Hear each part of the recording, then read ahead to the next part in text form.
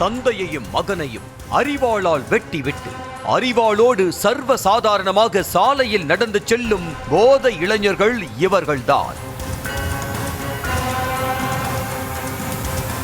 கஞ்சா உள்ளிட்ட போதைப் பொருட்களின் புழக்கம் அதிகமானதால் நாளுக்கு நாள் சமூகத்தில் நடைபெறும் குற்றங்களும் அதிகரித்து வருவதாக கூறப்படுகிறது. அப்படி கஞ்சா போதையில் கொலை செய்யும் அளவிற்கு சென்றுள்ளனர் இந்த இளைஞர்கள்.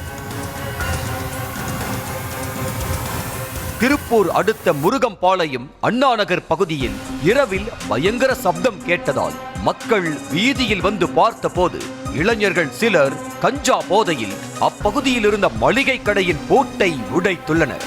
இதனை பார்த்த அதே பகுதியைச் சேர்ந்த அரவிந்த் என்ற இளைஞர் மளிகை கடை பூட்டை உடைத்த இளைஞர்களை வீடியோ எடுத்ததுடன் போலீசுக்கும் தகவல் அளித்துள்ளார்.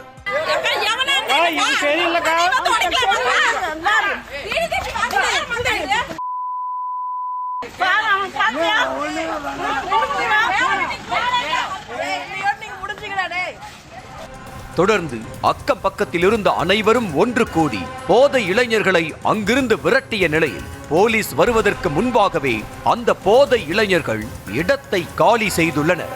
இந்த நிலையில் மறுநாள் அதே பகுதிக்கு வந்த அந்த இளைஞர்கள் வீட்டில் இருந்த அரவிந்தை எங்களையே வீடியோ எடுத்து போலீஸ்ட போட்டு கொடுப்பியா என கூறி அரிவாளால் சரமாரியாக வெட்டியதாக கூறப்படுகிறது.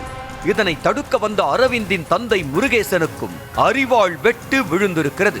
தந்தை மகன் இருவரையும் அரிவாளால் வெட்டிவிட்டு அதே அரிவாளுடன் சிறிதும் அச்சமின்றி சர்வசாதாரணமாக அந்த இளைஞர்கள் அங்கிருந்து நடந்து சென்ற காட்சி அருகே இருந்த கடையின் சிசிடிவியில் பதிவாகி உள்ளது.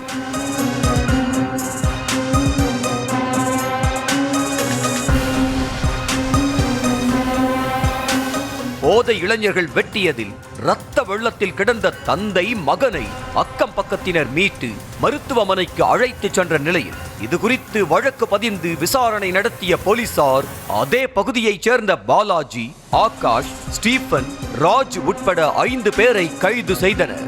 5 பேரையும் மருத்துவ பரிசோதனைக்கு அழைத்து சென்ற போலீசார் அங்கிருந்து நீதிமன்றத்திற்கு காவல் வாகனத்தில் அழைத்து சென்றனர்.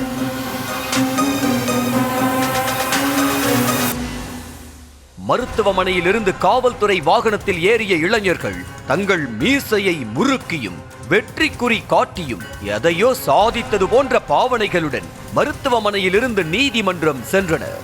கஞ்சா போதையில் கொலை செய்ய முயற்சிக்கும் அளவிற்கு சென்ற இந்த இளைஞர்கள் தங்கள் மீதான தவறை சிறிதும் உணராமல் சாதனை செய்த இளைஞர்கள் போல நடந்து கொண்டது ஒரு பக்கம் அச்சத்தையும் மறுபக்கம் சமூக பாதுகாப்பு குறித்த கவலையையும் ஏற்படுத்தும் விதமாக உள்ளது என அப்பகுதி மக்கள் தெரிவிக்கின்றனர்.